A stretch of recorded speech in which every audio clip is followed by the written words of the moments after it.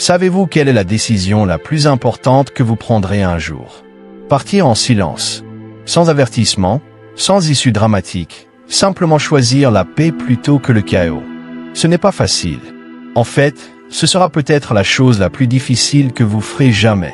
Vous détacher des personnes, des habitudes et des pensées qui vous semblaient autrefois un foyer, mais qui maintenant ressemblent à des prisons. Vous ne l'annoncez pas, on ne l'explique pas. On cesse simplement d'apparaître là où son âme ne se sent plus en sécurité. Et pourtant, cette sortie silencieuse est plus forte que n'importe quel argument. C'est le moment où votre énergie cesse de supplier d'être comprise et commence à choisir d'être protégée. Pourquoi continuons-nous à nourrir ces pensées de bruit, de drame et de bouleversements émotionnels? Pourquoi restons-nous dans des endroits qui nous épuisent simplement parce que nous avons peur de partir sans dire un mot? Soyons honnêtes, la vraie force ne réside pas dans la confrontation. Elle réside dans le contrôle. Elle réside dans le fait d'apprendre à lâcher prise sur ce qui nous affaiblit sans demander la permission. Cette vidéo vous guide à travers 15 choses que vous devez éliminer silencieusement de votre vie. Ni colère, ni chaos, juste de la clarté. Si cela vous parle, si vous en avez assez d'être celui que le monde attend de vous et que vous êtes prêt à devenir la personne que vous êtes censé devenir, alors abonnez-vous. Ce sera peut-être la première étape de votre révolution silencieuse. Grandissons silencieusement, mais puissamment. Premièrement, le masque que tu portes pour obtenir l'approbation. Tu n'as plus besoin de faire semblant. Vraiment pas. Cette mise en scène discrète que tu joues juste pour être accepté. Les hochements de tête que tu fais quand tu es en désaccord. Les faux sourires que tu arbores quand tu es blessé. Le silence que tu gardes quand tu veux parler. C'est épuisant. Il arrive un moment où porter le masque devient plus pesant que de simplement affronter les réactions que l'on peut susciter en soi. Cela a peut-être commencé à l'école. Peut-être est-ce venu de la famille, d'une relation ou d'un moment que vous n'avez même pas remarqué. Mais petit à petit, vous avez construit une version de vous-même conçue pour être en sécurité, appréciée, acceptable. Et maintenant, cette version de vous-même est tellement rodée que même vous oubliez qu'elle n'est pas réelle. En réalité, être aimé pour un masque ne signifie rien. Cela signifie qu'on ne vous aime pas vraiment. Ils aiment le personnage que vous incarnez. C'est pourquoi ce n'est jamais épanouissant. Même quand on vous approuve, même entouré, vous vous sentez seul, car au fond, personne ne vous connaît vraiment. Et comment le pourrait-il? Vous vous êtes caché sous les apparences de ce que les gens voulaient voir. Vous adaptez constamment votre ton, votre style, votre rythme, en essayant de coller aux attentes des autres, en espérant qu'en satisfaisant tout le monde, ils resteront. Mais et si le prix de cette approbation était votre propre tranquillité? Être soi-même n'est pas égoïste. Ce n'est pas mal d'avoir des opinions, de s'éloigner, de dire non ou de dépasser ceux qui ne connaissaient que votre ancienne version de vous-même. Si être authentique met quelqu'un mal à l'aise, c'est à lui de supporter ce malaise, pas au vôtre. Vous n'êtes pas né pour performer. Vous êtes né pour vivre, pour grandir, pour vous épanouir pleinement, sans vous excuser. Oui, laisser tomber le masque signifie perdre certaines personnes, mais vous ne les perdez pas vraiment. Vous perdez l'illusion qu'elles étaient faites pour vous, car quiconque ne recherche que la version de vous qui lui plaît ne s'est jamais intéressé à vous. Vous le sentez quand il est temps d'être authentique. Votre corps commence à rejeter l'acte. Vous vous sentez vidé après chaque interaction qui exige un faux sourire. Vous vous sentez vide après avoir approuvé quelque chose qui vous semblait incorrect. C'est votre boussole intérieure qui réclame la liberté. Quand on dit ce qu'on pense, quand on agit avec vérité, on respire mieux.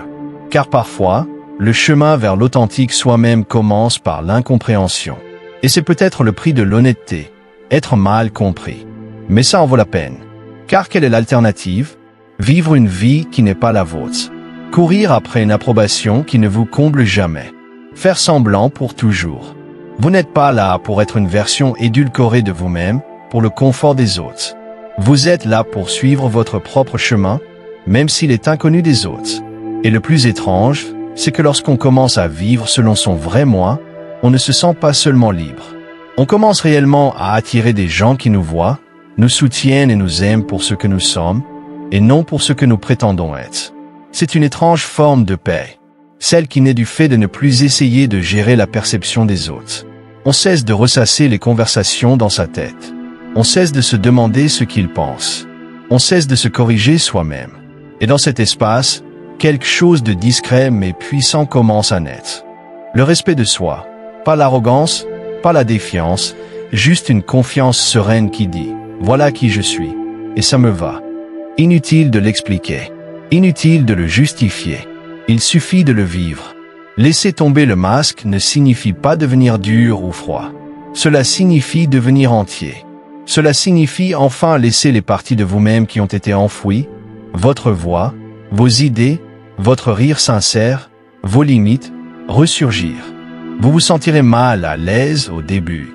Vous pourriez même vous sentir coupable. C'est normal. On vous a appris pendant des années que faire plaisir aux autres revient à être gentil. Mais la meilleure chose à faire est d'être honnête, car cela donne aux autres la permission d'en faire autant. Vous serez surpris de constater à quel point la vie paraît plus légère lorsque vous cessez de vous filtrer. Les conversations deviennent plus faciles. Les relations deviennent plus claires et les décisions ne se limitent plus à ce que l'on pense, mais plutôt à ce qui me semble juste. Ce changement est essentiel. Il ne s'agit pas de devenir rebelle, mais de devenir authentique. Fini les hochements de tête quand on a envie de secouer la tête. Fini les rires quand quelque chose ne vous semble pas drôle. Fini les oui quand votre corps vous dit non. Vous ne devez à personne la version de vous-même qui l'a mis à l'aise. Évoluer est inconfortable. La vérité est inconfortable. Mais le silence et les faux-semblants sont pires. Ils vous rongent en silence jusqu'à ce que vous ne reconnaissiez plus votre propre voix. Alors, prenez le risque. Soyez incompris. Soyez excessif. Soyez silencieux. Soyez audacieux. Soyez incertain. Évoluez. Mais surtout, soyez vous-même. Qu'ils trouvent cela étrange. Qu'ils trouvent cela égoïste. Qu'ils s'en aillent s'il le faut. Mais vous rentrez chez vous. C'est là que réside votre paix. C'est là que commence votre véritable pouvoir. Le jour où tu laisses tomber le masque, c'est le jour où tu commences à vivre pour de bon. Deuxièmement, l'excuse du « demain ». Soyons réalistes. « Je le ferai demain » a probablement volé plus de choses à ta vie que tout le reste. Ni un échec, ni un rejet, juste un retard. Un retard discret, apparemment inoffensif. Si subtil qu'on le remarque presque. Combien de fois as-tu échangé aujourd'hui contre une promesse qui ne se réalise jamais? Vous vous persuadez que vous attendez le bon moment, que les choses doivent s'aligner, que vous avez besoin d'un peu plus de clarté, de temps ou d'énergie. Mais les jours se transforment en semaines, et les semaines en années. Et les rêves que vous aviez juré de poursuivre sont enfouis sous des calendriers remplis d'excuses. Le plus dangereux avec demain, c'est qu'il semble raisonnable. Il n'a rien de dramatique. Ça ne vous effraie pas. Ça vous murmure simplement, pas maintenant. Et vous y croyez encore et encore. Ce que nous oublions souvent, c'est que l'action n'exige pas la perfection. Il n'est pas nécessaire d'avoir toutes les réponses, toutes les ressources, ni même tout le courage. Il suffit de commencer. Une étrange forme de liberté s'offre à vous lorsque vous cessez d'attendre et que vous vous mettez en mouvement. Sans précipitation, simplement en mouvement. Un pas, une petite action imparfaite. Ce premier geste libère quelque chose en vous.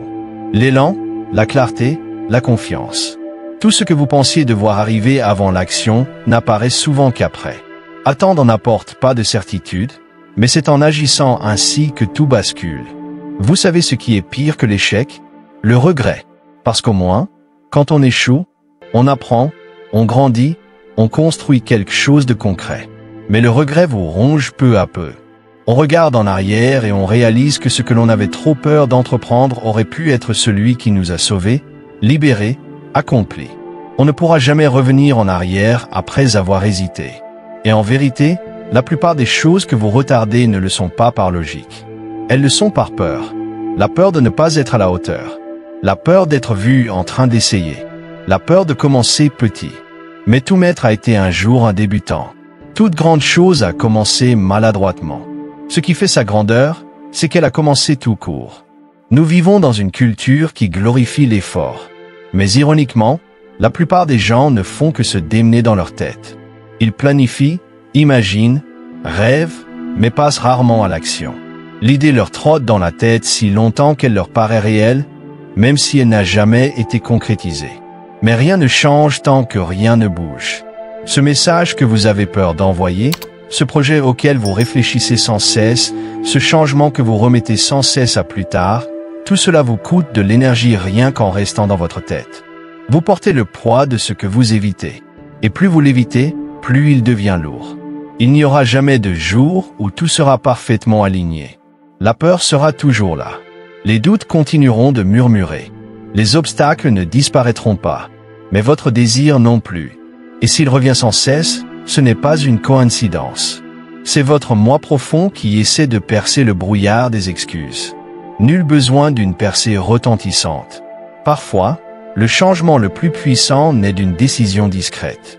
La décision de se lancer, même si c'est petit, même si c'est maladroit, même si personne ne le remarque à part vous. Pendant que nous remettons les choses à plus tard, la vie passe à toute vitesse. Cette ligne ne se dessine que lorsque vous regardez en arrière et réalisez combien de moments vous avez laissé filer. Combien de passions vous avez enfouies sous les distractions, combien de conversations vous avez évitées par peur de ce qu'elles pourraient changer. Combien d'objectifs vous avez abandonnés avant même d'essayer. Le temps n'attend pas la clarté. Il continue d'avancer et soit vous le suivez, soit vous le regardez passer. Commencez là où vous êtes. Utilisez ce que vous avez. Ne sous-estimez pas le pouvoir des petits gestes. 5 pompes aujourd'hui valent mieux que de fantasmer sur une séance d'entraînement parfaite le mois prochain. Écrire un paragraphe maintenant vaut mieux que de se focaliser éternellement sur le plan parfait d'un roman. Appeler quelqu'un qu'on aime, même sans les mots justes, vaut mieux que de répéter une conversation parfaite qui n'a jamais lieu. L'action crée le progrès. Le progrès renforce la confiance. Et la croyance transforme tout. Quand on commence à faire ce qu'on a repoussé, quelque chose d'étrange se produit. On cesse d'avoir peur de l'effort. On cesse de détester la discipline. On commence à se respecter soi-même. Ce respect de soi est inestimable. Il ne s'agit pas de tout rayer d'une liste. Il s'agit de devenir le genre de personne qui va jusqu'au bout, qui tient ses promesses, qui ne laisse plus la peur se déguiser en logique. On peut toujours être réfléchi. On peut toujours réfléchir. Mais la réflexion sans mouvement se transforme en rumination. Et trop réfléchir n'est que de la peur déguisée en préparation. À un moment donné, il faut cesser de lire sur la vie que l'on veut et commencer à la vivre, une étape à la fois, audacieuse, désordonnée et belle. Tu pourrais trébucher, tomber. Mais même si c'était le cas, tu serais plus avancé que la version de toi-même restée figée, attendant des conditions parfaites. Ta vie ne changera pas en un jour, mais elle peut commencer à changer dès aujourd'hui. C'est l'essentiel. Que tu cesses de donner ton pouvoir à un jour qui n'existe pas. Que tu réalises qu'un jour n'est pas prévu. Seul aujourd'hui l'est. Et toi, pas demain, pas l'année prochaine, pas quand tout sera parfait. Tu es suffisant pour commencer maintenant. 3. Cette boucle du passé. C'est étrange comme le passé peut paraître plus vivant que le présent. Une conversation terminée il y a des années résonne encore dans ta mémoire. Une erreur commise autrefois te fait encore mal, comme si elle venait de se produire. Un regard, un mot, un instant, tout cela tourne en boucle. Certains de ces souvenirs ne sont même pas si significatifs vus de loin, mais ils portent un poids émotionnel qui ne s'est jamais libéré. Ils persistent non pas parce qu'ils sont puissants, mais parce qu'ils n'ont jamais été véritablement traités. Et ainsi, ils s'intègrent à votre dialogue intérieur, non plus en arrière-plan, mais au premier plan, vous rappelant constamment ce qui a mal tourné, ce qui a fait mal, ce qui a brisé. Vous pourriez penser que ce souvenir est nécessaire, que cela vous protège d'une nouvelle blessure. Mais il y a une différence entre se souvenir et revivre. L'un vous apprend, l'autre vous piège. Et beaucoup trop de gens confondent conscience de soi et autopunition. Tu n'as pas besoin de revivre sans cesse les chapitres les plus difficiles de ta vie juste pour garder les pieds sur terre. Tu n'es pas obligé de garder ces blessures ouvertes comme preuve de survie. Ce qui est arrivé est arrivé. Tu as survécu. Et survivre suffit. Tu n'as pas à revivre la même histoire éternellement. Une part de toi, peut-être petite, peut-être enfouie, le sait. Cette part de toi aspire à la paix. Il ne veut pas oublier ce qui s'est passé, mais il ne veut pas non plus être défini par lui. Et c'est là toute la clé. Vous n'êtes pas ce qui vous est arrivé. Vous n'êtes pas votre traumatisme. Vous n'êtes pas la douleur. Vous êtes celui qui l'a traversé, celui qui l'a enduré, celui qui a persévéré. Même si c'était chaotique, même si c'était silencieux, même si personne ne l'avait remarqué, c'est ce que vous êtes. Pas la victime de l'histoire, mais celle qui est toujours là, qui respire encore, qui est toujours capable de réécrire la page suivante. Et oui, c'est difficile. Laisser le passé derrière soi est une trahison. Parfois, vous pensez qu'en laissant la douleur s'échapper, vous laissez ceux qui vous ont blessé tranquilles. Ou peut-être avez-vous peur qu'en passant à autre chose, la douleur revienne. Mais le pardon, le vrai pardon, ne les concerne pas. Il vous concerne. Il ne s'agit pas de justifier ce qui s'est passé. Il s'agit de se libérer enfin du poids. Car plus on porte de poids, moins on peut avancer. Plus le passé prend de place, moins il y a de place pour que le présent s'épanouisse. Tu n'es pas ce qui t'est arrivé. Tu es ce que tu choisis de devenir. Et c'est là l'essence même de la guérison. On ne peut pas changer ce qui s'est passé. On ne peut pas revenir en arrière et faire des choix différents. On ne peut pas modifier le scénario, mais on peut décider de ce qu'on fera de la douleur. Deviendra-t-elle une cage ou une boussole? Vous maintiendra-t-elle en place ou vous guidera-t-elle vers quelque chose de meilleur? Le plus douloureux n'est pas toujours l'événement lui-même. C'est la façon dont on le porte après coup. On repasse le souvenir. On analyse chaque détail. On se demande ce qu'on aurait pu faire différemment. Et ce faisant, on garde la blessure vive. L'esprit la touche sans cesse, la pique, sans jamais la laisser cicatriser. Guérir ne signifie pas que le passé disparaît.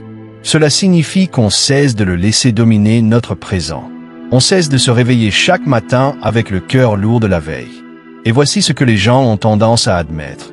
Parfois, on s'accroche à la douleur parce qu'elle nous est familière. Elle fait partie de notre identité. On s'habitue à être celui qui a été blessé, abandonné, qui a commis l'erreur. Et sans s'en rendre compte, on construit notre image de soi autour de cela. Lâcher prise n'est donc pas seulement une question de paix. C'est comme perdre une partie de nous-mêmes. Mais cette version de vous, celle qui a traversé tout cela, est fatiguée. Elle en a assez fait. Elle n'a pas besoin de revivre ça sans cesse pour que vous vous souveniez de votre force. Elle mérite le repos. Vous ne devez rien à votre passé. Vous avez payé votre dû. Vous avez réfléchi. Vous avez retenu les leçons. Il est temps maintenant de ne porter que cela. La leçon, pas le fardeau. La sagesse, pas la blessure. La perspicacité, pas la douleur. Vous avez le droit de changer votre histoire. Vous avez le droit de guérir sans demander la permission. Vous avez le droit d'être au-delà de votre pire moment. Lorsque vous vous surprenez à revenir en arrière, lorsque les pensées vous ramènent à une ancienne culpabilité, une ancienne colère, une ancienne tristesse, marquez une pause, respirez, reconnaissez ce sentiment. Puis rappelez-vous doucement que c'était avant. C'est maintenant. Ce n'est pas du déni. C'est un choix. Le choix de ne pas laisser un événement déjà survenu vous blesser à nouveau aujourd'hui. L'esprit peut être un narrateur implacable. Il adore repasser les passages qu'il n'a pas compris, ceux qui l'ont effrayé, ceux qui n'avaient aucun sens. Mais c'est vous qui l'écoutez. Et dès que vous cessez de vous identifier à chaque pensée, vous reprenez le contrôle. Vous commencez à choisir de nouvelles pensées. Des pensées qui apportent le calme plutôt que le chaos. Des pensées qui vous soutiennent plutôt que de vous saboter. Il n'y a pas de date butoir pour la guérison, mais la reporter a un prix. Chaque jour passé dans l'ombre de ce qui a été est un jour où vous ne vous engagez pas pleinement dans ce qui pourrait être. Et tu mérites mieux que ça. Tu mérites de te réveiller sans ce tourbillon constant dans ta tête. Tu mérites des matins sans le poids du chagrin. Tu mérites de sourire sans culpabiliser. Tu mérites d'aller de l'avant, même si le monde ne l'applaudit pas ou ne le comprend pas. Tu peux honorer ton passé sans y être enchaîné. Vous pouvez respecter ce qui vous a façonné sans vous laisser définir par lui. Vous pouvez être reconnaissant de la force acquise sans conserver la douleur qui l'a construite. Lâcher prise ne signifie pas oublier. C'est choisir la liberté. C'est se murmurer « j'ai le droit d'aller bien ». 4. Le silence, et c'est une forme de courage silencieux dont le monde a désespérément besoin. Il y a un certain silence qui suit la supplication émotionnelle. Ce n'est pas le silence qu'on choisit, mais celui qu'on garde après s'être donné à fond pour être à la hauteur de quelqu'un qui ne vous a jamais offert de compromis. Vous faites plus d'efforts, vous allez plus loin, vous parlez plus doucement, vous aimez plus fort, et pourtant, il s'éloigne. Vous pensez que si vous faites juste une chose de plus, si vous donnez un peu plus de vous-même, ils finiront par rester. Mais en vérité, Une véritable connexion ne nécessite pas de poursuite. L'amour qui se demande n'est pas de l'amour. C'est une approbation masquée. Et l'approbation ne vaut jamais votre paix. On nous a appris que l'amour se mérite, qu'il faut faire ses preuves encore et encore pour être choisi. On nous a appris qu'être suffisamment bon signifiait plaire aux autres, même si cela se faisait au détriment de notre santé émotionnelle. Nous apprenons donc à quémander, non pas toujours par nos paroles, mais par nos actes, par notre silence, par nos exigences réduites, par notre volonté d'accepter toujours moins tout en donnant davantage. Nous implorons en nous rapetissant pour éviter les conflits, en restant silencieux quand notre cœur veut crier, en souriant quand nous sommes brisés intérieurement, en espérant qu'ils verront enfin ce que nous valons. Mais l'amour n'est pas une transaction. Ce n'est pas un prix que l'on gagne en sacrifiant son amour-propre. Ce n'est pas quelque chose qu'on obtient en se soumettant aux contraintes émotionnelles de quelqu'un d'autre. Si quelqu'un vous donne l'impression de devoir travailler pour obtenir son attention, son affection, son temps, il ne vous offre pas d'amour. Il vous propose un test. Et vous n'êtes pas fait pour vivre dans un examen constant de votre valeur. Vous êtes fait pour être pleinement, librement et avec respect. Il existe un amour qui ne vous demande pas de supplier, qui perçoit votre silence et vous écoute, qui remarque vos changements d'énergie, non pas parce que vous faites une scène, mais parce qu'il se soucie sincèrement de vous. Cet amour ne vous punit pas par la distance. Il ne vous force pas à deviner où vous en êtes. Il ne vous manipule pas en vous faisant croire que votre valeur dépend de la douleur que vous êtes prêt à endurer. Mais pour trouver ce genre d'amour, il faut d'abord croire qu'on le mérite. Il faut cesser d'accepter les miettes et de considérer cela comme un repas. Ça fait mal de partir, surtout quand on est encore dans le cœur. Mais c'est encore plus douloureux de rester dans un état où il faut constamment prouver qu'on compte. Une lente érosion se produit quand on court après des gens qui ne répondent que lorsqu'on s'éloigne. La confiance en soi commence à se fissurer. L'image de soi se brouille. Et vous commencez à confondre instabilité et passion, manipulation et intensité, et incohérence et amour. Voilà à quel point le remaniement est profond lorsqu'on vit dans un espace de manque émotionnel. Le plus terrifiant est de s'accepter pleinement. Car lorsqu'on s'accepte pleinement, on cesse d'avoir besoin que les autres le fassent à notre place. On cesse de mendier. Vous cessez de supplier pour une place à des tables où l'on vous invite seulement à être utile, sans être valorisé. Et oui, c'est terrifiant au début, car cela signifie abandonner des relations qui vous semblaient autrefois un foyer. Cela signifie affronter le vide que vous combliez autrefois par vos distractions. Cela signifie rester fidèle à votre propre vérité, même si elle est ébranlée. Mais ce qui vient ensuite, c'est la paix. Une paix intérieure qui n'a pas besoin d'être validée. Un amour de soi qui ne dépend pas de l'approbation d'autrui. Vous commencez à agir différemment. Vous cessez d'essayer de convaincre les gens de votre valeur. Vous cessez de vous expliquer. Vous cessez d'être performant. Vous êtes, tout simplement. Et ceux qui sont faits pour toi te verront sans avoir besoin de spectacle. Parfois, le plus fort est de cesser de parler, de réparer, de courir après. Laisse le silence parler pour toi. Laisse ton absence expliquer ce que ta présence tolérait autrefois. Non pas comme un jeu, ni comme une punition, mais comme une limite, un ultime acte de respect de soi. Parce que tu n'étais jamais censé ressentir l'amour comme une question de survie. Tu n'étais pas censé confondre anxiété et intimité. Tu n'étais pas censé être celui qui donne toujours, attend toujours, explique toujours. Tu n'es pas la moitié de quoi que ce soit. Tu n'es pas né pour être complété par quelqu'un d'autre. Il ne te manque rien. Tu es entier. Tu as toujours été entier. Et ceux qui ne peuvent pas vous rencontrer là, où vous êtes, ne sont pas vos proches. Cela ne les rend pas mauvais. Cela signifie simplement qu'ils ne sont pas capables de vous donner ce dont vous avez besoin. Et votre rôle n'est pas de leur apprendre à vous aimer. Votre rôle est de vous aimer suffisamment pour vous éloigner quand ils ne le peuvent pas. Cela ne signifie pas que vous devez fermer votre cœur. Cela signifie que vous devez le protéger. Vous devenez plus perspicace et non plus amer. On apprend à faire la différence entre quelqu'un qui veut nous aimer et quelqu'un qui veut nous utiliser. On apprend à accepter l'inconfort de la solitude plutôt que de tolérer la douleur de l'invisibilité. Et dans ce silence, dans cette solitude, on commence à guérir. La guérison ne vient pas de la quête de la vérité. Elle vient du choix de soi. de la compréhension que sa valeur n'a jamais été remise en question, que ta douceur n'a jamais été une faiblesse, que ta loyauté dans le chaos n'était pas insensée. C'était de l'amour simplement déplacé. Et maintenant, tu peux le placer là où il doit être, dans ton cœur, entre tes mains, dans ta vie, là où la paix n'est plus une négociation. Tu n'as plus besoin de crier ta valeur pour être entendu. Tu n'as plus besoin de prouver ta loyauté par la souffrance. Tu n'as pas besoin de supplier pour un amour qui aurait dû t'être offert gratuitement. Tu dois juste décider que tu en as fini d'expliquer pourquoi tu mérites d'être bien traité. Fini de courir après. Fini de réparer ce que tu n'as pas cassé. Fini d'espérer qu'il voit enfin ce qui était clair depuis le début. Quand l'amour est vrai, il arrive sans pression, sans doute, sans performance. Alors laissez-les partir. Laissez le silence s'installer. Laissez la paix s'installer comme une vague tranquille, submergeant chaque partie de vous qui se battait pour des miettes. Ce n'est pas abandonner, c'est s'élever. C'est se souvenir de qui vous étiez avant de vous convaincre que vous deviez être gagné. C'est la fin de la mendicité émotionnelle et le début de quelque chose de bien meilleur. Vous n'êtes pas un devin, et pourtant vous vivez comme si vous l'étiez, prédisant désastre après désastre, écrivant mentalement des scénarios pour des conversations qui n'ont pas eu lieu, ressassant des souffrances qui pourraient ne jamais survenir. Chaque fois que vous imaginez le pire, votre corps se contracte, votre souffle s'essouffle et votre paix intérieure vous échappe comme une fuite lente.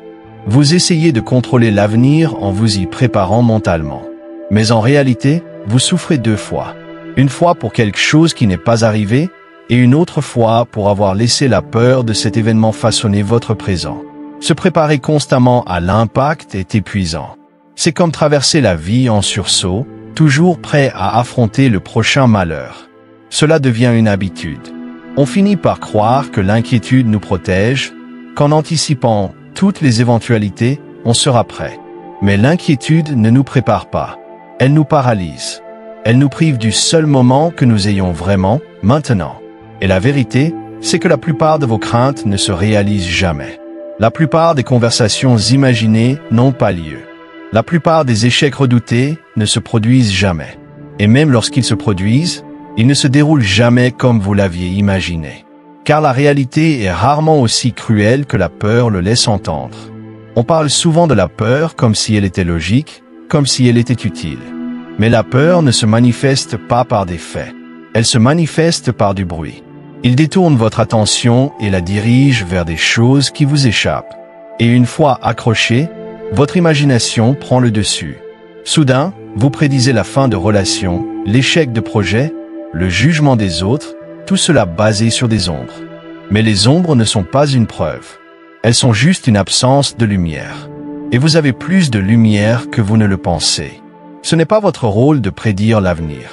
Votre rôle est d'être présent dans le réel, d'affronter ce qui est, et non ce qui pourrait être. Et oui, c'est inconfortable. L'inconnu l'est toujours. Mais l'inconfort n'est pas un danger.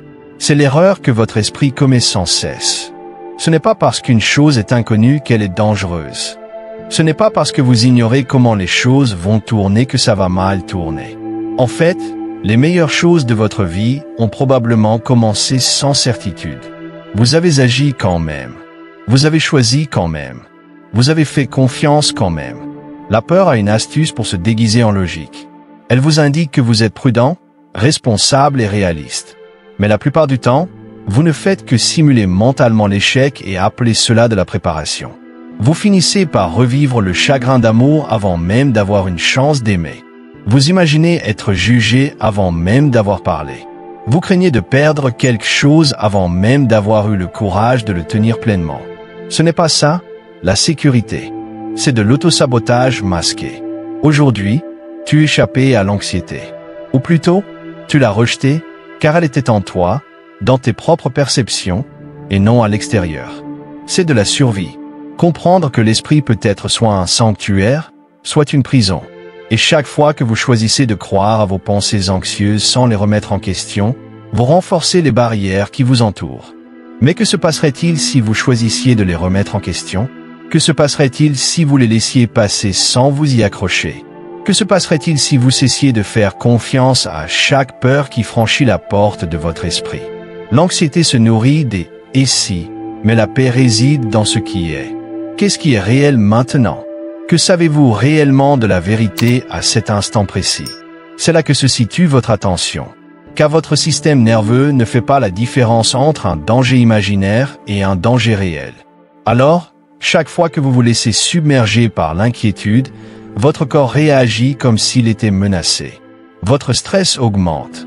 Votre patience s'amenuise. Votre lucidité disparaît. Et pourtant, rien ne s'est passé. Pas vraiment.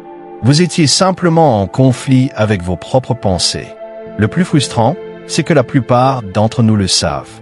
Nous savons que l'inquiétude n'aide pas. Nous savons que trop réfléchir est épuisant. Mais l'habitude est si forte qu'elle semble automatique. C'est là qu'intervient la prise de conscience. Pas le jugement, juste la prise de conscience. Vous remarquez la peur monter. Vous sentez la spirale s'amorcer. Et au lieu de la suivre, vous marquez une pause. Vous respirez. Vous vous ancrez dans ce qui est réellement devant vous. Et peu à peu, vous apprenez à votre système nerveux un nouveau langage. Un langage où la sécurité ne repose pas sur le contrôle, mais sur la confiance. La confiance en votre capacité à réagir quoi qu'il arrive. Ayez confiance en votre résilience. Même si quelque chose tourne mal, vous vous adapterez. Vous apprendrez. Vous grandirez. Parce que vous l'avez déjà fait. Vous avez surmonté toutes les difficultés. Peut-être pas parfaitement. Peut-être pas sans cicatrice, mais vous êtes toujours là. Et cela signifie que votre peur n'explique pas tout. Vous n'êtes pas fragile. Vous êtes juste fatigué. Fatigué de supporter le poids de chaque issue possible. Fatigué de jouer aux échecs avec des problèmes imaginaires. Fatigué de croire que tout dépend de votre vigilance. Laissez tomber. Vous n'avez pas besoin de prévoir chaque tournant. Il vous suffit d'être présent à chaque étape qui se présente à vous, puis à la suivante, puis à la suivante. La vie n'exige pas de prédiction. Elle exige de la participation. Alors, respirez profondément, relâchez vos efforts. Vous n'avez pas besoin de résoudre demain aujourd'hui. Tu n'as pas besoin de te protéger d'un avenir qui n'existe pas encore. Il te suffit d'avoir le courage d'affronter la réalité. Et la réalité, c'est ceci. Tu es en sécurité en cet instant. Tu respires. Tu es conscient. Tu es capable. Et quand la peur frappera à nouveau, car elle le fera, tu la reconnaîtras pour ce qu'elle est. Un bruit. Pas une prophétie. Juste du bruit. Laissez-le passer. Car plus vous restez dans l'instant présent, plus ce bruit s'apaise. Et dans ce silence, quelque chose de beau commence à naître. Une confiance en soi qu'aucune catastrophe, réelle ou imaginaire, ne peut vous ôter. 6. Des rancunes silencieuses qui vous rongent. S'accrocher au ressentiment donne l'impression de prendre le contrôle. Comme si tu restais suffisamment en colère, sur tes gardes, assez froid, et tu ne souffrirais plus. Tu penses que rester en colère te rend fort, que cela crée une distance entre toi et ceux qui t'ont fait du mal. Mais en vérité, la seule chose que cela crée, c'est une prison, et c'est toi qui y es enfermé. La rancune ne te protège pas. Elle t'empoisonne silencieusement, lentement, jusqu'à ce que ta paix soit si troublée que tu ne te souviens même plus de ce que c'était que d'être léger. Elle ne se manifeste pas toujours bruyamment non plus. Parfois, ce ne sont pas les disputes violentes ou les disputes dramatiques qui laissent la cicatrice la plus profonde. Parfois, c'est la douleur silencieuse dont on n'a jamais parlé. La trahison qu'on n'a jamais avouée qui a fait mal. Les excuses qu'on n'a jamais reçues mais qu'on a tant attendues. Ce sont celles qui persistent, celles qui se transforment en murs invisibles au fond de votre cœur. On passe la journée comme si tout allait bien, mais au fond, on s'accroche encore à quelque chose, un nom, un moment, un souvenir qui se crispe à chaque fois qu'il refait surface. Et on se dit que ce n'est pas grave, qu'on a tourné la page. Mais si ça fait encore mal quand on s'en souvient, c'est que ce n'est pas parti, c'est enfoui. Le pardon est souvent mal compris. Les gens pensent qu'il s'agit d'excuser un comportement, de laisser quelqu'un tranquille, de faire comme si de rien n'était. Mais le pardon ne les concerne pas. Il vous concerne.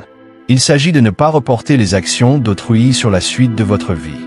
Il s'agit de refuser de donner au passé ce genre de pouvoir. Le ressentiment, aussi justifié soit-il, vous ancre dans le souvenir du moment où vous avez été blessé. Il vous maintient figé dans une boucle. Vous repassez les mots, les décisions, le silence. Et ce faisant, Vous revivez la douleur, non pas une seule fois, mais encore et encore. Et le pire, c'est qu'ils ne le savent peut-être même pas. Ils sont passés à autre chose. Ils vivent leur vie. Pendant ce temps, vous brûlez encore de quelque chose qu'ils ont probablement oublié. C'est ainsi que fonctionnent les rancunes. Elles se déguisent en force, alors qu'en réalité ce sont des blessures qui n'ont jamais pu respirer. Et la guérison ne se fait pas en silence. Elle se produit dans la libération, en décidant d'arrêter de donner de l'énergie à quelque chose qui ne fait que vous priver. S'accrocher à la colère devient partie intégrante de votre identité. Vous commencez à réagir, à y penser, à la vivre. Vous pensez vous protéger, mais en réalité, vous répétez un schéma qui ne fait qu'aggraver les choses. Vous évitez la proximité par peur d'être trahi. Vous vous éloignez de l'amour, anticipant la déception. Vous vous méfiez des autres, car la confiance a été brisée. Mais rien de tout cela ne guérit. C'est juste de l'instinct de survie. Et c'est épuisant. Le véritable pouvoir ne réside pas dans la colère, mais dans le choix de la paix. Non pas parce qu'ils l'ont mérité, ni parce qu'ils l'ont demandé, mais parce qu'on en a assez de saigner pour l'erreur d'autrui. Cela ne fait pas de vous un faible. Cela vous rend sage. Il n'y a rien de doux à refuser de laisser le passé polluer son avenir. Il faut une vraie force pour desserrer les poings et s'en aller sans vengeance. Pour dire, ça m'a fait mal, mais ça ne me définira pas. Tu n'as pas besoin de les appeler. Tu n'as pas besoin de leur dire. Le pardon ne nécessite pas toujours une conversation.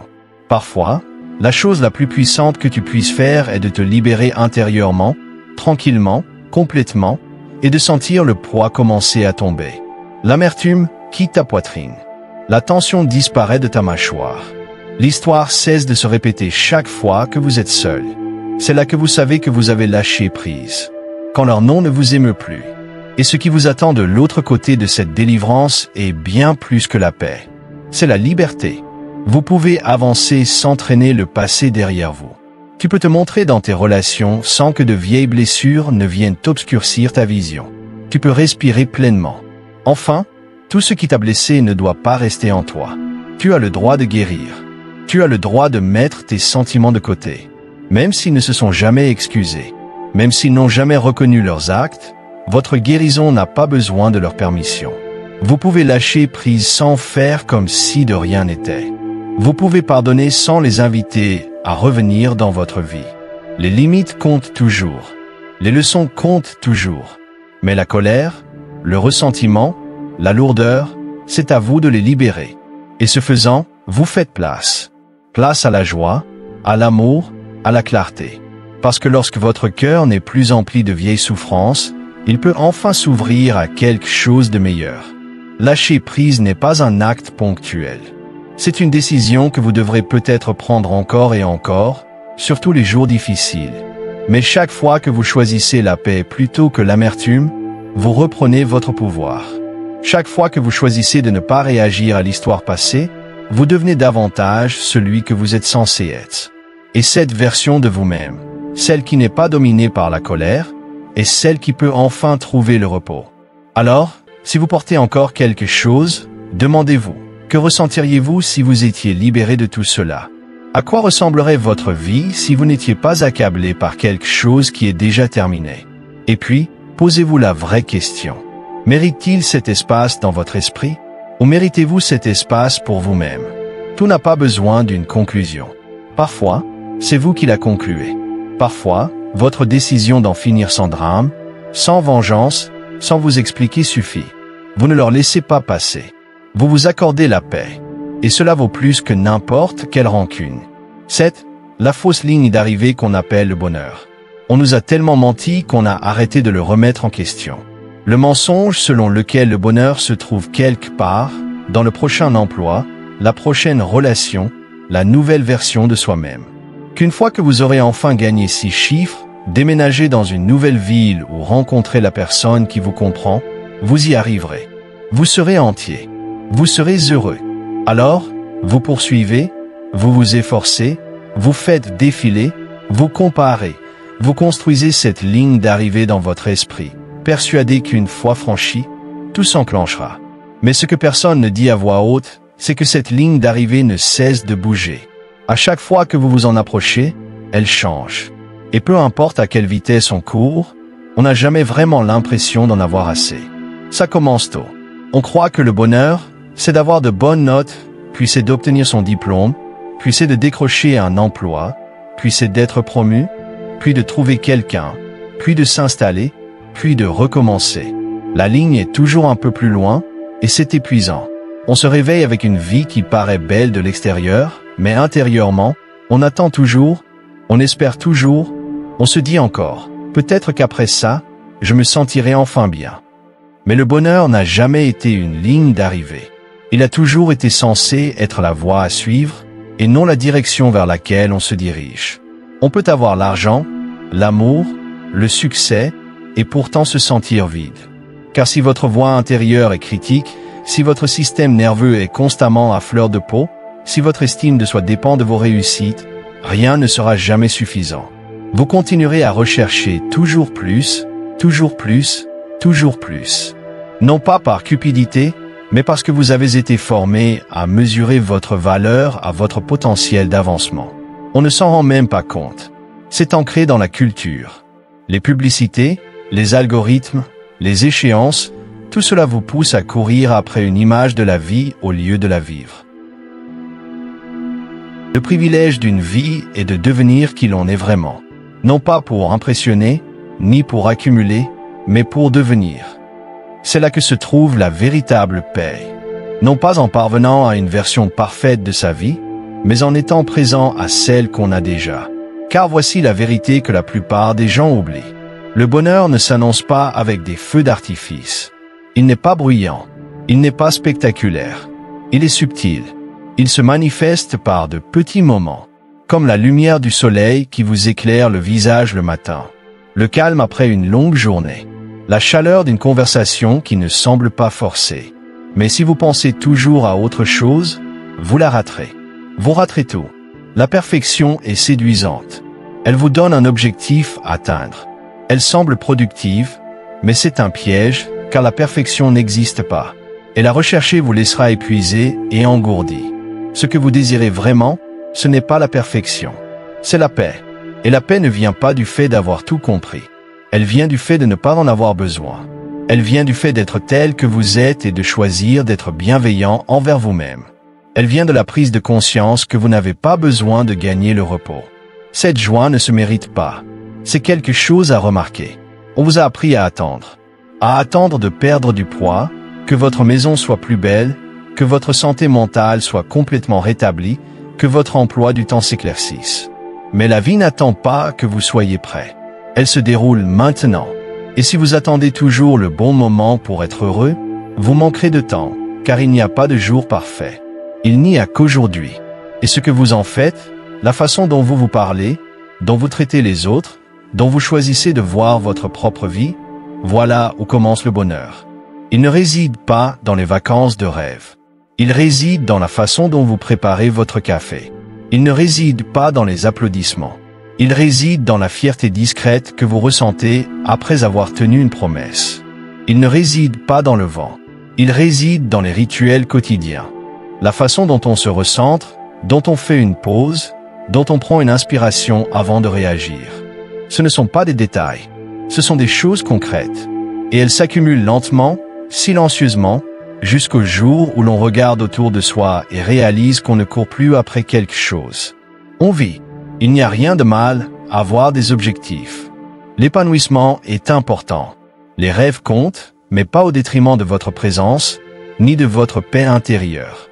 Si le processus de devenir est empreint de dégoût de soi et d'anxiété, quel genre de personne serez-vous une fois arrivé?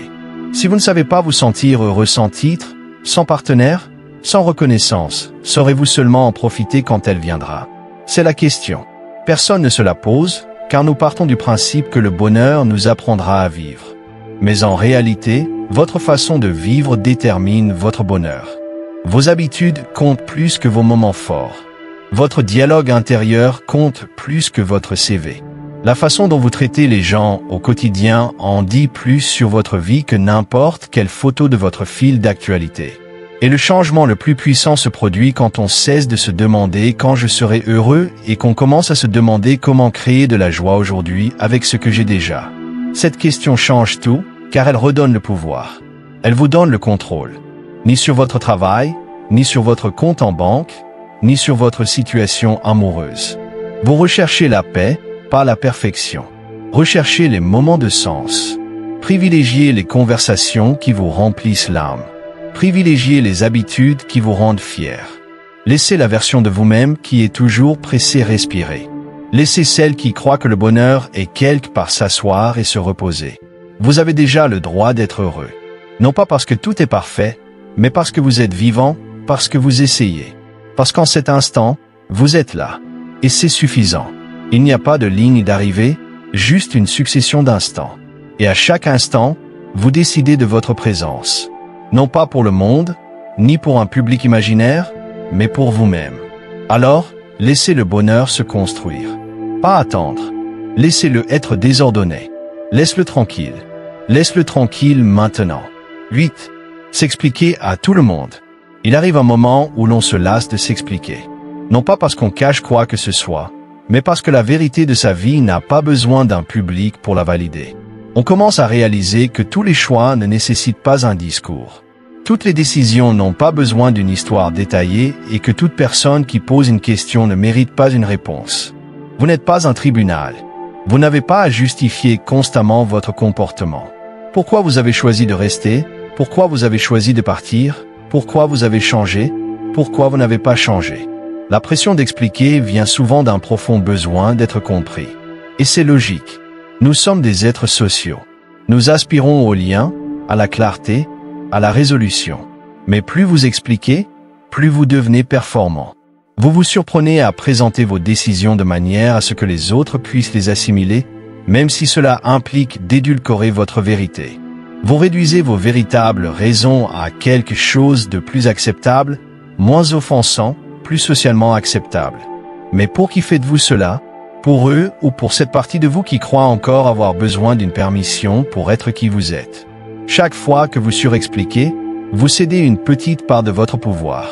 Vous donnez aux gens l'impression que vos choix sont sujets à débat, qu'ils ont le droit de voter, que votre vie est une démocratie à laquelle ils ont le droit de participer. Mais votre chemin n'est pas un projet collectif. Ce n'est pas un sondage. C'est un cheminement personnel façonné par ce que vous avez vécu, vos valeurs et votre destination. Et la plupart de ces choses sont invisibles pour les autres. Le silence est souvent pris pour de l'évitement ou de l'arrogance, mais ce n'est ni l'un ni l'autre. Le silence est sacré. C'est une décision, une limite, une confiance sereine qui ne ressent pas le besoin de se prouver. Quand on sait qui on est, on ne s'explique pas. On incarne, on vit, on respire. On s'affiche tel qu'on est sans avoir besoin de se défendre. Et ironiquement, c'est là que les gens commencent à écouter. Parce qu'il y a quelque chose de puissant chez une personne qui avance avec une certitude tranquille. Vous n'avez pas besoin d'expliquer votre guérison. Vous n'avez pas besoin d'expliquer pourquoi vous cessez de parler à certaines personnes. Vous n'avez pas besoin d'expliquer pourquoi vos limites sont plus strictes maintenant ou pourquoi vos priorités ont changé. La croissance peut être silencieuse. Elle n'a pas besoin de communiquer de presse. Vous avez le droit de changer d'avis. Vous avez le droit d'évoluer sans tenir personne au courant de vos progrès. Parfois, les moments les plus transformateurs de votre vie ne s'accompagnent pas d'explications, mais d'actions. Une étrange liberté s'installe lorsque vous cessez de rechercher l'approbation. Vous commencez à faire des choix en fonction de l'alignement et non des applaudissements. Vous privilégiez la paix à la performance. Et grâce à ce changement, la vie devient plus légère. Vous cessez de ressasser des conversations dans votre tête. Vous cessez d'essayer d'être compris par ceux qui cherchent à vous incomprendre. Vous réalisez que tout le monde ne peut pas vous suivre, et c'est normal. Votre vie n'est pas une campagne de communication. Ne perdez plus de temps à débattre de ce que devrait être un homme bon. Soyez en un. En d'autres termes, cessez d'expliquer et commencez à vivre. Les gens se forgeront leur propre récit, quoi que vous disiez. Ils déformeront vos propos, projetteront leurs peurs, entendront ce qu'ils veulent. Essayer de contrôler cela est une bataille que vous ne gagnerez jamais. Et vous n'êtes pas obligé de le faire.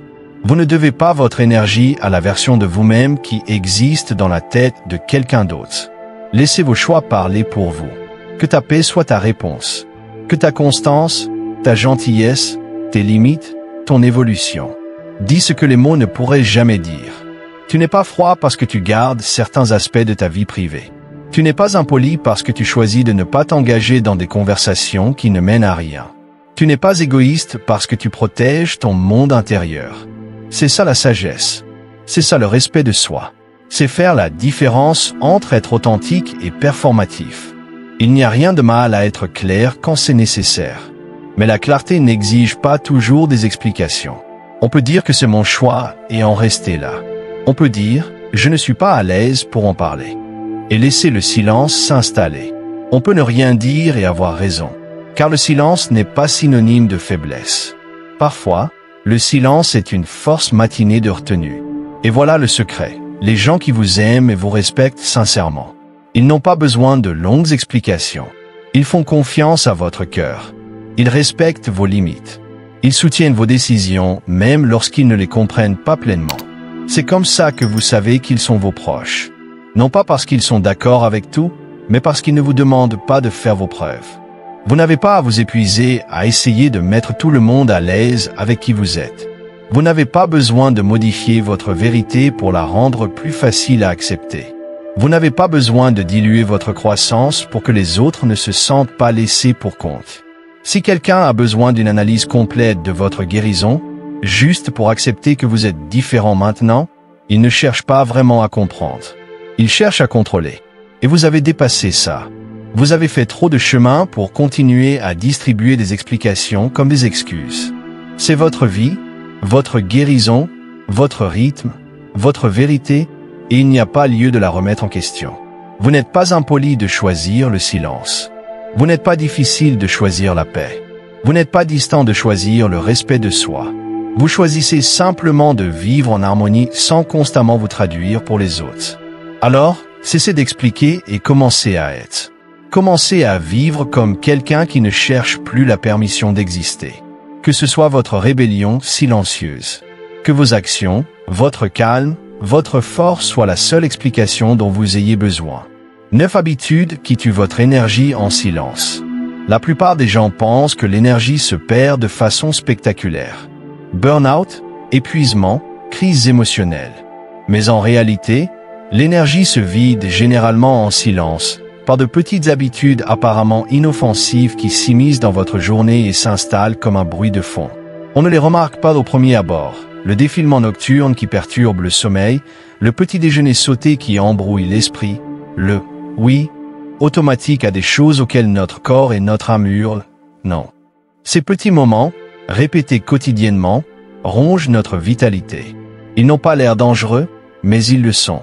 Car plus on les néglige, plus ils minent votre lucidité, votre confiance, votre capacité à vous exprimer pleinement.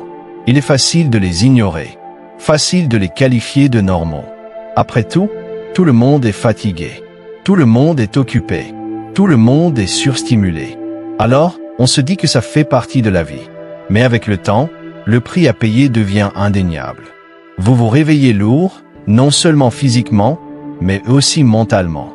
Vous vous sentez en retard avant même le début de la journée. Votre esprit est embrouillé. Vos décisions semblent plus difficiles. Et votre volonté semble à bout de souffle. Et pourtant, les pressions extérieures continuent de repousser les échéances, les relations, les responsabilités. Alors, vous continuez à courir à toute vitesse, espérant que personne ne remarque à quel point vous êtes proche de l'échec total. Et voilà le problème. La plupart des gens pensent qu'il faut repenser complètement leur vie pour y parvenir. Une nouvelle routine, un programme matinal rigoureux, une transformation physique. Mais le vrai changement ne commence pas ainsi. Il commence par une décision, une habitude, un petit geste pour se ressourcer. Parce que l'énergie ne se résume pas à ce que l'on mange ou à la durée de son sommeil.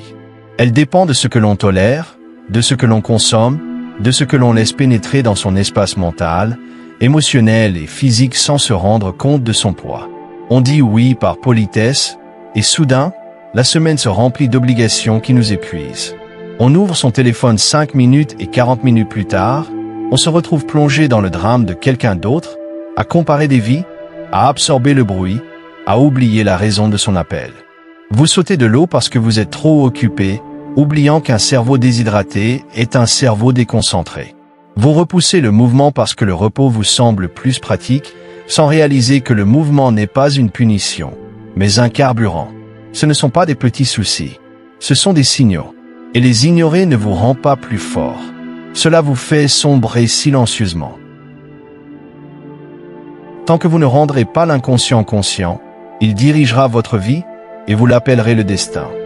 C'est exactement ce que font ces habitudes.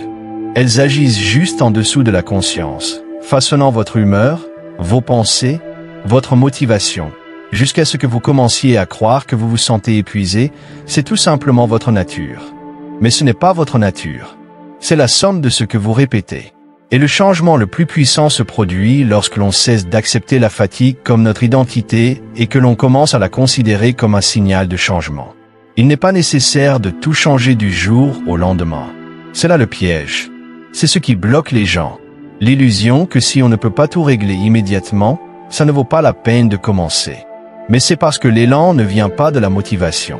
Il vient de l'action, de la décision de rompre avec un petit schéma aujourd'hui. Buvez de l'eau dès le matin. Étirez-vous pendant 5 minutes.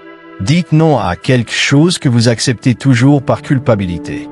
Posez votre téléphone 30 minutes avant de vous coucher. Ce ne sont pas seulement des habitudes saines. Ce sont des déclarations. La preuve que vous n'êtes plus prêt à vous trahir au nom de la commodité ou de l'approbation. Ce ne sera pas facile au début. En fait, cela pourrait même sembler inutile. Un verre d'eau ne changera pas votre vie. Une promenade ne résoudra pas votre stress. Mais cela envoie un message à votre esprit et à votre corps. J'y prête attention maintenant. Et plus vous tenez ces petites promesses avec constance, plus vous reprenez confiance en vous.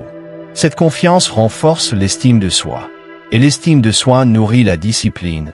Et c'est elle qui libère l'énergie qui vous manque. Une grande partie de votre force est enfouie sous des habitudes que vous avez normalisées. Vous pensez que votre motivation est brisée, mais peut-être êtes-vous simplement fatigué de porter trop de choses qui ne vous appartiennent pas. Peut-être que votre corps n'est pas paresseux. Peut-être que c'est juste une demande polie. Peut-être que votre esprit n'est pas embrumé par faiblesse, mais parce que vous avez été surstimulé et sous-alimenté pendant trop longtemps. Le changement que vous désirez tant n'est pas aussi important qu'il y paraît. Il paraît juste plus petit que prévu. Supprimez une chose aujourd'hui qui vous épuise. Juste une. Il peut s'agir d'une conversation toxique que vous entretenez sans cesse, d'un défilement insensé avant de vous coucher, de cette tâche supplémentaire que vous avez acceptée par habitude et non par plaisir. Éliminez-la, non pas par drame, mais par clarté. Et dans cet espace, insérez quelque chose qui vous ressource. Un moment de calme, une petite promenade, une limite, une respiration. Que cela vous aide à vous ressourcer. L'énergie est sacrée. Ce n'est pas quelque chose qu'on obtient en le poursuivant. On le protège en gérant ce qu'on laisse nous voler. Et une fois qu'on commence à voir ses habitudes sous cet angle, tout change. On cesse de se demander « Pourquoi suis-je si fatigué ?» et on commence à remarquer tout ce qui nous épuise. Observer, c'est avoir du pouvoir. Cela signifie que vous ne vous laissez plus entraîner par vos routines. Cela signifie que vous êtes enfin conscient. Alors, si vous vous sentez épuisé, bloqué, dispersé, n'attendez pas la routine idéale ou une vague de motivation. Commencez maintenant, doucement, intentionnellement. Reprenez votre énergie, un petit geste à la fois. Non pas pour être productif, non pas pour devenir une machine optimisée, mais parce que vous méritez de vous sentir bien dans votre corps, parce que vous méritez de vous réveiller sans appréhender la journée. Parce que votre présence, claire, calme et énergique, est l'une des choses les plus puissantes que vous puissiez apporter au monde. Et cela commence par les habitudes que vous choisissez de conserver et celles que vous abandonnez enfin. Critiquez constamment, surtout envers vous-même. Il y a une voix dans votre tête que vous écoutez depuis si longtemps que vous ne la remettez même plus en question. Elle vous dit que vous n'en faites pas assez, que vous êtes toujours en retard, que vous devriez être plus avancé maintenant, que tout le monde semble avoir la tête sur les épaules. Alors pourquoi pas vous? Elle vous murmure des choses dures quand vous êtes fatigué, quand vous dérapez, quand vous échouez, et pourtant, vous y croyez. Vous ne vous demandez pas d'où vient cette voix ni pourquoi elle ressemble tant à celle d'un tyran déguisé en entraîneur. Vous supposez simplement que c'est la vôtre, car c'est la vôtre. Mais voilà la vérité. Cette voie n'est pas la vérité. C'est une habitude. Et elle vous bloque. Vous n'êtes pas paresseux. Vous n'êtes pas brisé. Vous êtes dépassé, surstimulé, tiraillé de 1000 façons et vous essayez de tout porter en silence. Vous vous réveillez avec un poids sur la poitrine et vous parvenez quand même à sortir du lit, à être présent, à persévérer même lorsque votre dialogue intérieur vous déchire. Ce n'est pas de la faiblesse, c'est de la force. Mais votre esprit s'est tellement habitué à être dur avec lui-même qu'il ne sait plus parler d'autres langages. Vous avez confondu pression et motivation, critique et discipline, autopunition et développement personnel.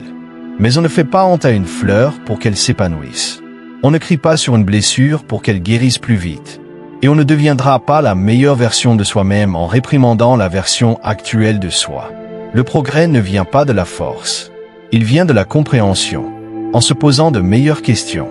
Non pas ce qui ne va pas chez moi, mais de quoi ai-je besoin?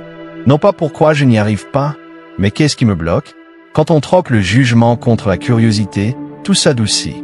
Le chemin s'éclaircit. Vous cessez de réagir et commencez à réagir. Vous cessez de vous battre et commencez à travailler sur vous-même. Ce changement est puissant, car en changeant votre façon de vous parler, vous changez votre façon de vous traiter. Vous vous accordez du temps pour vous reposer sans culpabilité. Vous acceptez les erreurs sans vous considérer comme un échec. Vous commencez à reconnaître que la croissance n'est pas linéaire et qu'elle n'est certainement pas parfaite. Il y aura des jours où vous vous sentirez en feu et d'autres où vous aurez l'impression de vous effondrer. Les deux font partie du processus. Les deux sont permis et aucun ne témoigne de votre valeur. Je ne suis pas ce qui m'est arrivé. Je suis ce que je choisis de devenir. Cela inclut ce que vous choisissez de croire à votre sujet. Cela inclut le récit que vous vous répétez chaque jour. Si vos pensées sont constamment ancrées dans l'autodépréciation, le doute et l'auto-attaque, alors, quoi que vous accomplissiez, vous ne vous sentirez jamais suffisant. Vous atteindrez vos objectifs et vous vous sentirez toujours vide. Vous franchirez des étapes importantes et entendrez encore cette voix vous dire « Oui, mais vous auriez pu faire mieux ». Alors peut-être qu'il ne s'agit pas d'en faire plus. Peut-être s'agit-il de prendre le temps de vous demander « Où ai-je appris à me parler comme ça ?» Et surtout, en ai-je encore besoin? Car une autre version de vous-même attend de l'autre côté de cette épreuve. Une version qui a encore des rêves, aspire encore à la joie, croit encore à la paix, mais qui a besoin de votre soutien avant tout. Pas seulement quand tout va bien, mais surtout quand ça ne va pas. Chacun peut s'accorder de la grâce les bons jours. Mais qu'en est-il des jours difficiles, ceux où rien n'est fait, là où l'on a envie d'abandonner, où tout semble lourd, bruyant et inutile? C'est là qu'on a le plus besoin de la version la plus bienveillante de soi-même. Être bienveillant envers soi-même ne signifie pas abandonner. Cela signifie créer les conditions d'un changement durable. Car la discipline fondée sur la honte finira toujours par s'effondrer. Mais la discipline fondée sur l'attention, la vérité, la bienveillance, la compréhension est inébranlable. C'est celle qui dure. Vous vous montrez à vous-même non pas par peur d'être à la traîne, mais parce que vous croyez mériter qu'on s'occupe de vous. C'est un pouvoir discret que la plupart des gens n'apprennent jamais. Mais vous pouvez. Cela commence petit. Prendre cette voix en flagrant délit. Quand elle vous dit « Tu es tellement en retard », répondez « Je fais de mon mieux avec les moyens du bord ».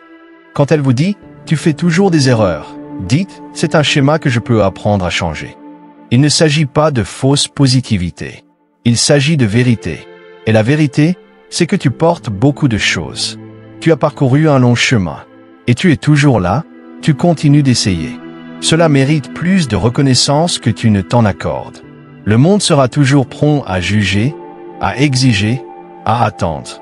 Alors ne deviens pas un critique de plus dans ta propre vie. Soyez votre ancre, votre point de départ, votre rappel que vous n'avez pas besoin de gagner du repos, de prouver votre valeur ou d'expliquer vos difficultés. La lutte est humaine. Le repos est humain. Vous êtes humain. Et l'humanité n'a jamais été conçue comme une performance.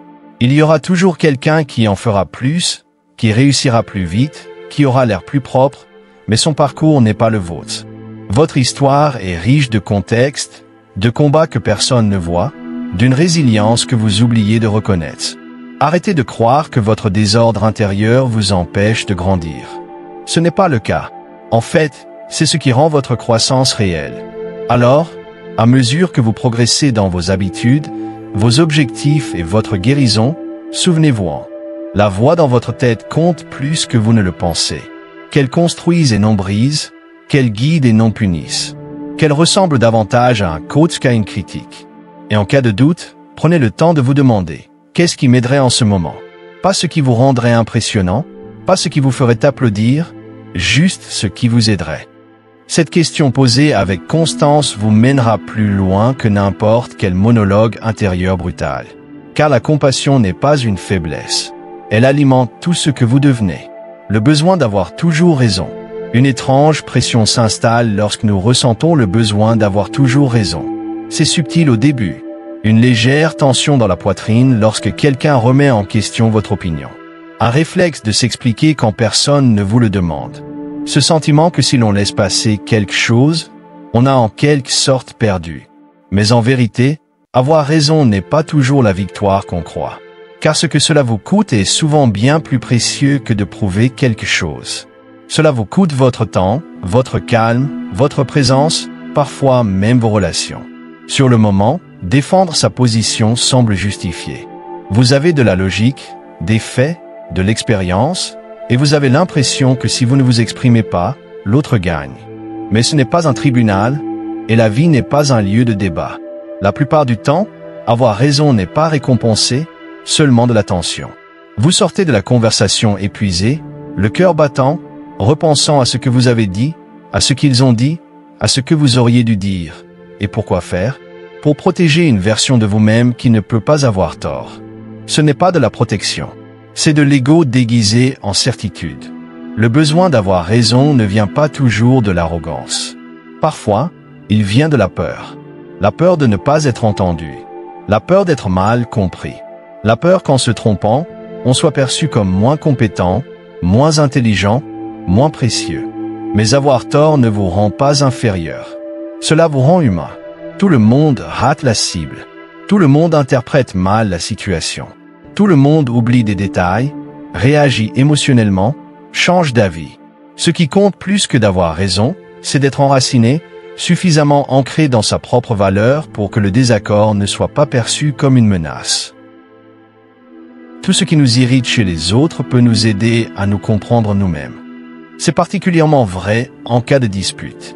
Si chaque désaccord vous semble personnel, si chaque défi vous serre la poitrine, il se peut que ce soit moins une question d'autrui que de votre monde intérieur. Le besoin d'avoir raison cache souvent des insécurités plus profondes. Peut-être n'avez-vous pas été écouté en grandissant. Peut-être avez-vous toujours été celui qui arrangeait les choses. Peut-être qu'en chemin, tu as appris qu'avoir tort signifiait être faible. Mais tu n'es plus cet enfant. Tu n'es plus dans cette période. Tu peux avoir tort maintenant et être en sécurité. Il y a une force tranquille à dire qu'on a peut-être raison et à le penser. Prendre du recul face au bras de fer et choisir la paix plutôt que l'orgueil ne signifie pas que tu n'as pas d'opinion. Cela signifie que tu as dépassé le besoin de mener chaque bataille, car toutes les collines ne valent pas la peine de mourir. Certaines disputes ne sont que du bruit, des distractions qui vous éloignent de l'essentiel. Et dans ces moments-là, le plus fort n'est pas de gagner, mais de lâcher prise. Imaginez ce que seraient vos journées si vous ne mordiez pas à l'hameçon chaque fois qu'on vous a mal compris. Si vous ne ressentiez pas le besoin d'expliquer chaque détail. Si vous pouviez entendre le point de vue de quelqu'un sans avoir à le corriger, vous auriez plus d'énergie, plus de clarté et plus de temps pour vous concentrer sur ce qui vous comble plutôt que de vous épuiser. Se libérer du besoin d'avoir raison, c'est comme se débarrasser d'un poids qu'on ne savait pas porter. Ce n'est pas toujours facile, surtout quand on est passionné par quelque chose et qu'on sait qu'on a raison. Mais c'est là que ça compte le plus. C'est là que choisir la grâce plutôt que l'ego devient une pratique, une décision consciente de privilégier sa paix à son orgueil. Vous n'avez rien à prouver. Vous n'avez pas à convaincre qui que ce soit. Votre valeur n'augmente pas lorsque vous remportez une dispute, et elle ne diminue pas lorsque vous la quittez. Il y a une différence entre défendre la vérité et rechercher la validation. Le premier est ancré dans la confiance. Le second dans l'insécurité. Quand on sait qui on est, on ne discute pas pour être vu. On parle pour être clair. Et si cette clarté n'est pas reçue, on passe à autre chose.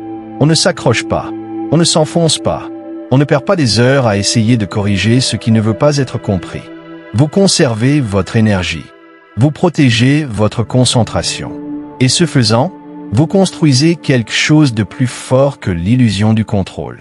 Vous construisez la paix intérieure. Vous réalisez que votre opinion n'a pas besoin d'être entendue pour être valable. Que votre point de vue ne perd pas de sa valeur lorsque quelqu'un d'autre est en désaccord. Que le but n'est pas d'avoir raison. Le but est d'être libre. Libéré de la réflexion excessive. Libéré de la surexplication. Libéré du bras de fer émotionnel qui vous maintient attaché à l'approbation des autres. Il ne s'agit pas d'être passif. Il s'agit d'être sage. De savoir quand s'engager et quand laisser passer. De choisir sa paix plutôt que son orgueil, de dire moins et de dire plus. Parce que la voix la plus forte dans la pièce n'est pas toujours celle qui a raison. Parfois, c'est simplement celle qui n'a pas encore appris à écouter. Vous pouvez toujours défendre vos valeurs, exprimer vos pensées, vous défendre, mais pas besoin de le faire les poings serrés. Vous pouvez le faire avec calme, clarté, une confiance tranquille, sans avoir besoin de crier pour être entendu. Là où le succès se mesure aux likes, les corps aux filtres et le bonheur aux publications. Et même si au fond de nous, on sait que ce n'est pas réel, que ce n'est que la bande-annonce, pas le film complet, ça nous touche quand même, car le cerveau ne filtre pas la réalité sous pression. Il ne dit pas, c'est une mise en scène. Il dit, pourquoi n'y suis-je pas encore? Et d'un coup, votre paix s'évapore. Vous étiez fier de vos progrès jusqu'à ce que vous voyiez l'avant et l'après de quelqu'un d'autre. Vous étiez satisfait de votre vie jusqu'à ce que la joie de quelqu'un d'autre brille davantage. Mais voici la vérité qui perce tout ce bruit. Vous n'êtes pas en retard.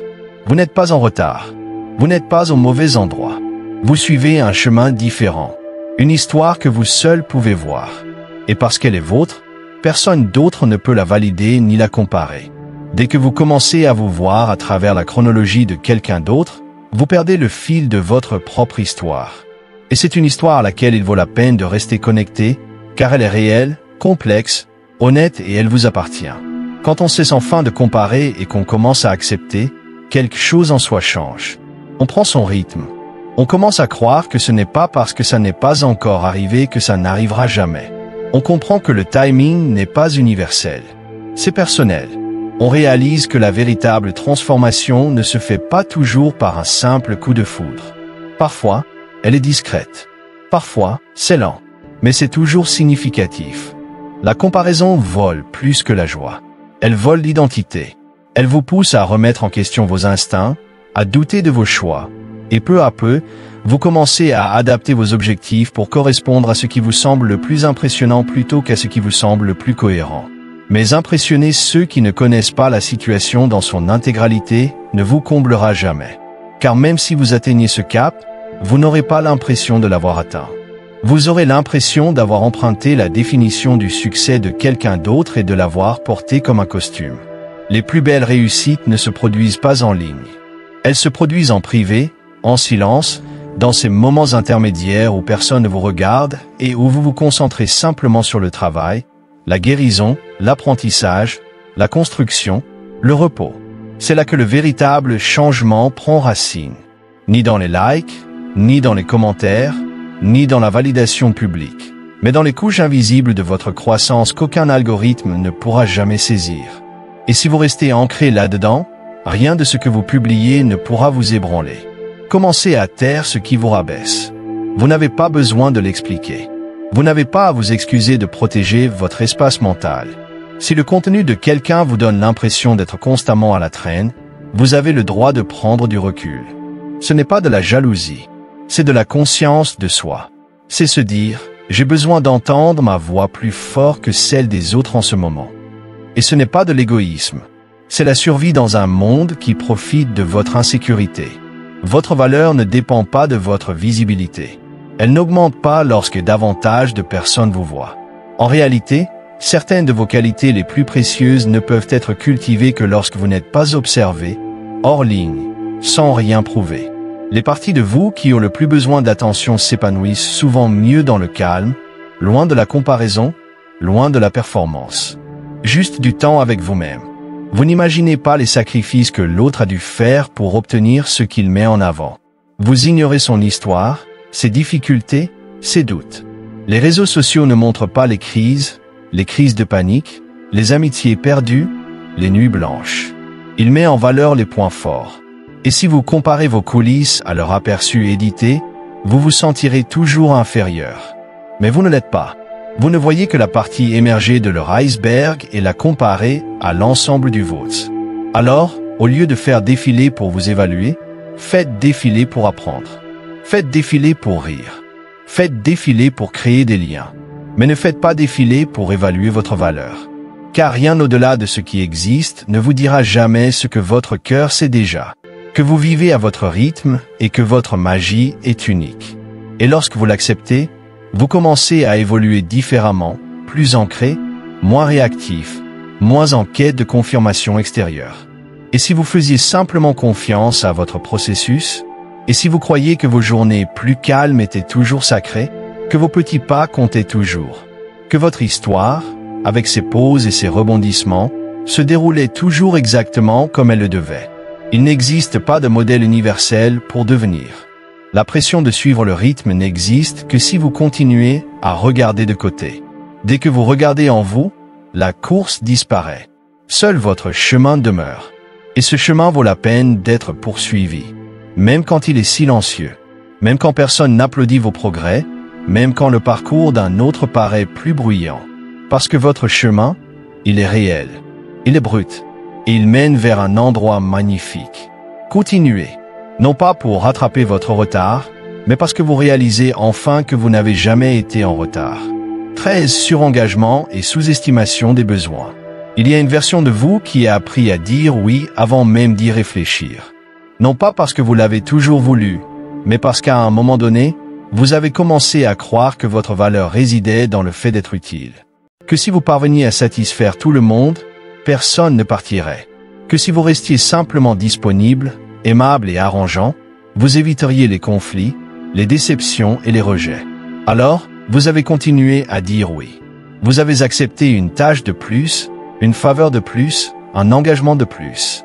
Même quand votre corps réclamait du repos, même quand votre esprit était submergé par le bruit. Et le plus effrayant, c'est que les gens s'y sont habitués. Ils ont arrêté de vous demander si vous aviez du temps ou de l'énergie. Ils pensaient que tu serais là, car tu l'as toujours été. Mais tu n'es pas une machine. Tu n'es pas fait pour donner, t'épanouir, absorber sans jamais prendre le temps de recevoir. Tu es humain. Tu as besoin de calme. Tu as besoin de limites. Tu as besoin de réentendre ta propre voix après des semaines ou des mois à essayer de répondre aux attentes des autres. Le problème, c'est que lorsque ton état d'esprit par défaut est oui, dire non est ressenti comme une trahison. On a l'impression de laisser tomber quelqu'un, d'échouer. Mais ce n'est pas un échec, c'est la liberté. C'est le premier signe que l'on commence enfin à se respecter soi-même comme on a toujours respecté les autres. Le burn-out n'est pas un signe d'honneur. C'est un signal d'alarme. C'est votre système qui clignote en rouge, vous indiquant que ce rythme n'est pas tenable. Et pourtant, la plupart des gens persistent parce qu'ils ont idéalisé l'engagement. Nous portons l'épuisement comme un trophée. La preuve que nous sommes travailleurs, altruistes et loyaux. Mais aucune de ces qualités ne signifie rien. Si vous vous effondrez intérieurement, si votre loyauté vous coûte votre santé, votre paix intérieure, votre estime de soi, alors ce n'est pas de la loyauté, c'est de l'abandon de soi. Le plus grand fardeau qu'un enfant doit porter, c'est la vie non vécue de ses parents. Et c'est peut-être de laquelle naît cette volonté de plaire aux autres. Vous avez appris à être ce dont les autres avaient besoin, à porter ce qu'ils ne pouvaient pas, à rester petit pour que les autres se sentent grands. Mais vous n'êtes plus cet enfant. Et ce n'est plus votre rôle de veiller au confort de tous. Votre tâche consiste désormais à occuper l'espace, à préserver votre temps, à valoriser vos propres besoins, même lorsque personne ne les valide. Dire non n'est pas impoli. C'est clair. C'est une phrase complète. Vous n'avez pas besoin de l'expliquer. Vous n'avez pas besoin de l'adoucir avec de longues excuses. Vous ne devez à personne un tableau de vos niveaux d'énergie. Si cela ne vous semble pas juste, si cela vous met à rude épreuve, si cela vous éloigne de l'essentiel, vous avez le droit de refuser. Et non seulement autorisé, mais attendu. Si vous souhaitez construire une vie qui honore votre vérité plutôt que les exigences des autres, vous avez le droit de vous reposer. Non pas parce que vous l'avez mérité par l'épuisement, mais parce que vous êtes un être vivant qui mérite le rétablissement. Tu as le droit de laisser des SMS en rouge. Non pas parce que tu ignores quelqu'un, mais parce que ton système nerveux n'est pas fait pour être constamment connecté. Tu as le droit de privilégier le silence, d'annuler des plans, de ne pas être disponible en permanence. Ça ne te rend pas peu fiable. Ça te rend authentique. Et les vraies personnes ont des limites. S'engager trop peut te donner l'impression d'être utile, mais cela finit par te rendre invisible, même à tes propres yeux. Vous commencez à oublier ce que vous voulez, ce qui vous passionne, ce qui compte vraiment pour vous. Parce que votre emploi du temps est saturé par les besoins des autres. Vous réagissez au lieu de choisir, vous dérivez au lieu de diriger. Et peu à peu, votre identité devient un patchwork des attentes des autres. Mais vous n'êtes pas là pour être tout pour tout le monde. Vous êtes ici pour être profondément en phase avec les quelque chose qui compte le plus. La paix n'est pas égoïste. Elle est sacrée. C'est ce qui vous permet d'être présent, sans ressentiment, avec profondeur, sans épuisement. En disant oui à tout, vous diluez votre pouvoir. Vous dispersez votre énergie sur une douzaine de choses et vous vous montrez à moitié présent pour chacune d'elles. Mais quand vous dites non, même à de bonnes choses, vous vous accordez du temps pour dire oui à celles qui vous sont vraiment destinées. Ce n'est pas égoïste. C'est sage. Et c'est difficile, surtout si vous êtes programmé pour rechercher l'approbation par le service. Mais chaque fois que vous vous choisissez, vous reprogrammez cette histoire. Vous vous apprenez que vos besoins comptent, que votre repos est légitime, que vous n'avez pas besoin de vous briser pour être aimé. Commencez petit. Une pause avant chaque « oui », une limite là où la ligne était autrefois floue. Un moment de réflexion avant de vous engager par habitude. Vous n'allez pas désapprendre à plaire en un jour. Mais vous pouvez commencer par écouter cette petite voix intérieure qui vous dit « Je ne veux pas faire ça » et l'honorer au lieu de la passer sous silence. Cette voix, c'est vous, le vrai vous, celui qui attend votre retour. Vous n'avez pas besoin d'être disponible 24 heures sur 24 et 7 jours sur 7 pour être une bonne personne. Vous n'avez pas besoin d'expliquer chaque chiffre. Il n'est pas nécessaire de se reposer en craquant. Il suffit d'être honnête avec soi-même, avec son énergie et son temps. C'est là que commence la paix. Non pas par la productivité, mais par la présence, non par le sacrifice, mais par la conscience de soi. Et lorsque vous commencez à vivre à partir de là, tout change. Pas du jour au lendemain, mais lentement, progressivement. Vous respirez mieux, dormez mieux, parlez plus clairement, vous vous redressez. Laissez tomber cette version de vous qui croyait qu'être aimé signifiait être utile. Laissez tomber l'idée que votre valeur vient du fait d'être tout pour tout le monde. Ça n'a jamais été le cas. Vous avez toujours été suffisant, même quand vous n'aviez rien à donner. Et maintenant, il est temps de vous redonner. Votre temps, votre espace, votre voix. Ce n'est pas égoïste. C'est sacré. Et c'était plus que temps. 14. L'identité que vous avez dépassée. Un malaise sourd se fait sentir lorsque vous commencez à vous sentir étranger à l'identité que vous portez depuis des années. Peut-être étiez-vous la personne bruyante, drôle, fiable, ambitieuse. Et à un moment donné, cette version de vous-même a fonctionné. Elle a servi à quelque chose. Cela vous a aidé à créer des liens, à gérer les choses, à vous sentir en sécurité dans un monde qui exigeait une étiquette claire. Mais maintenant, quelque chose cloche. Vous vous présentez de la même manière, vous dites les mêmes choses, vous faites ce que vous avez toujours fait. Mais cela semble creux et vous n'arrivez pas à l'expliquer. Vous savez simplement que ce rôle est devenu trop grand pour vous. Le plus étrange, c'est que personne ne vous dit que se défaire d'une version de soi-même peut être plus douloureux que de quitter quelqu'un. Car cette identité, ce n'est pas qu'une habitude. C'est la façon dont on vous connaît. C'est la façon dont on vous voit, vous apprécie, vous accepte. Alors, quand vous commencez à vous défaire de cette peau, on le remarque. Et pas toujours gentiment. Il pourrait dire que vous avez changé, que vous êtes distant, que vous n'êtes plus aussi amusant, moins motivé, moins disponible. Et peut-être ont-ils raison, mais pas comme ils le pensent. Vous n'abandonnez pas qui vous étiez. Vous devenez celui que vous devenez. Mais ce changement est source de deuil. Abandonner une ancienne identité, c'est renoncer au confort qu'elle vous procurait. Même si ce n'était pas toujours sain, même si cela vous épuisait, parce que c'était familier, c'était prévisible. Et il y a quelque chose d'étrangement rassurant à savoir exactement qui on attend de vous. Mais la croissance ne se soucie pas du confort. Elle exige plus de vous. Elle vous demande de quitter les sentiers battus et d'en construire un nouveau de vos propres mains. C'est pourquoi on se sent parfois si seul, car évoluer exige souvent l'isolement avant l'intégration. En chacun de nous, il y a une part d'inconnu. Et cette part inconnue, celle qui nous semble étrangère et peu familière, est souvent la nouvelle version de nous-mêmes qui tente d'émerger. Mais nous y résistons. Non pas par manque de volonté, mais par peur de ne plus être aimés une fois que nous y serons parvenus. Nous avons été conditionnés à croire que notre identité est notre valeur, que si nous cessons d'être performants, nous serons négligés. Si nous cessons de vouloir plaire aux autres, nous serons abandonnés. Si nous cessons de réparer, nous serons oubliés. Mais ce n'est pas la vérité. C'est la peur. Vous ne devez pas au monde une performance constante. Vous n'êtes pas obligé de continuer à jouer le même rôle simplement parce que les gens vous ont apprécié. Votre identité n'est pas un contrat inviolable. Tu as le droit de changer, de t'adoucir, de ralentir, de t'exprimer, de disparaître un temps et de revenir différent.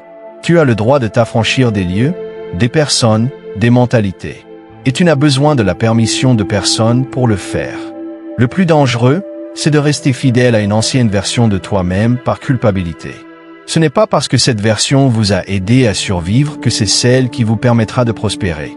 Vous pouvez la remercier de vous avoir amené ici et choisir d'avancer. Car le mode survie n'est pas fait pour durer. À un moment donné, il faut poser son armure et apprendre à vivre, pas seulement à endurer. Parfois, la croissance ne sera remarquée que par vous. Il n'y aura ni applaudissements, ni reconnaissance. Cela peut simplement ressembler à choisir de ne plus réagir comme avant. Dire non alors que vous auriez dit oui. Vous éloigner au lieu d'essayer de prouver votre point de vue. Ne pas interagir, ne pas agir, ne pas expliquer. Cela vous paraîtra étrange au début, mais ce silence, cette immobilité, c'est votre prochain niveau qui se révèle. Et voici ce dont personne ne parle vraiment. Votre entourage pourrait ne pas apprécier votre évolution, car elle les force à se confronter à la leur. Quand vous cessez de jouer le rôle, ils doivent adapter le scénario. Et tout le monde n'est pas prêt pour cela. Certains tenteront de vous ramener à l'ancienne version de vous-même. Non pas par malveillance, mais parce que votre changement perturbe leur équilibre. Ils aimaient la personne prévisible, celle qui s'intégrait parfaitement à leur vie. Mais votre évolution n'a jamais eu pour but de mettre les autres à l'aise. Elle visait à vous rendre complet. Vous risquez de perdre des relations en cours de route, et ce sera douloureux. Mais ce que vous gagnerez est bien plus précieux. Alignement, paix, intégrité, la tranquillité de savoir que vous ne faites plus semblant. Vous ne vous ternissez plus, ne vous déformez plus, ne vous comportez plus simplement pour être accepté. Vous vivez dans la vérité. Même si cette vérité est encore en train de se dévoiler, il y a quelque chose de puissant à se retrouver là où l'on est maintenant, et non là où l'on était il y a 5 ans, et non là où l'on s'attend encore à ce que vous soyez, en cette période, dans cet état d'esprit, avec ce cœur. On peut avoir l'impression de repartir de zéro, mais en réalité, c'est le cas. Commencez pour de bon. Et chaque fois que tu choisis l'authenticité plutôt que l'approbation, tu te rapproches de la vie qui t'était destinée et non de celle que tu t'es construite juste pour survivre. Alors, respire. Inutile de te précipiter. Laisse l'ancienne version de toi se reposer. Laisse les rôles auxquels tu ne t'identifies plus disparaître. Inutile d'expliquer ton changement. La véritable croissance ne se résume pas toujours à un discours. Parfois, elle a juste besoin d'espace. Et vous méritez plus que quiconque de prendre pleinement cet espace, sans complexe et sans culpabilité. Vous n'êtes pas perdu. Vous n'êtes simplement plus limité. Que ce soit votre nouveau départ. La peur de recommencer. Recommencer ne signifie pas avoir échoué. Cela signifie que vous avez eu le courage d'admettre que quelque chose n'allait pas, qu'il fallait changer quelque chose, et cela demande un courage qu'on ne croit jamais. Voyez-vous, il existe cette idée que le progrès est toujours une ligne droite. Qu'une fois qu'on s'engage sur un chemin, on est censé continuer, quoi qu'il arrive. Même si ça commence à mal tourner, même si la route devient plus sombre, plus lourde, plus éloignée de qui vous êtes vraiment, on vous dira de persévérer. Soyez constant. N'abandonnez pas. Mais ce qu'on ne vous dit pas, c'est que parfois, continuer est le véritable piège et que recommencer est la solution. On associe les débuts à la perte, au temps perdu, à la honte. On regarde les années passées au mauvais poste, dans une mauvaise relation, avec une mauvaise version de soi, et on se dit que tout cela n'a servi à rien. Et si ce n'était pas le cas? Et si chaque faux pas vous préparait à un nouveau départ plus sage, plus conscient, plus en phase avec vous-même? On ne revient pas à la case départ. On revient à soi-même, mais cette fois avec l'expérience. La peur de recommencer est en réalité la peur de l'inconnu, de lâcher prise sur ce qui est familier, même si c'est douloureux. On se dit, je suis arrivé jusqu'ici. Je ne peux pas m'en aller comme ça. Mais voilà la vérité. Si le chemin parcouru ne vous semble pas juste, pourquoi persévérer? À qui prouvez-vous quelque chose? Ce n'est pas de la faiblesse que de changer de cap. C'est la sagesse. Cela signifie que vous vous écoutez enfin.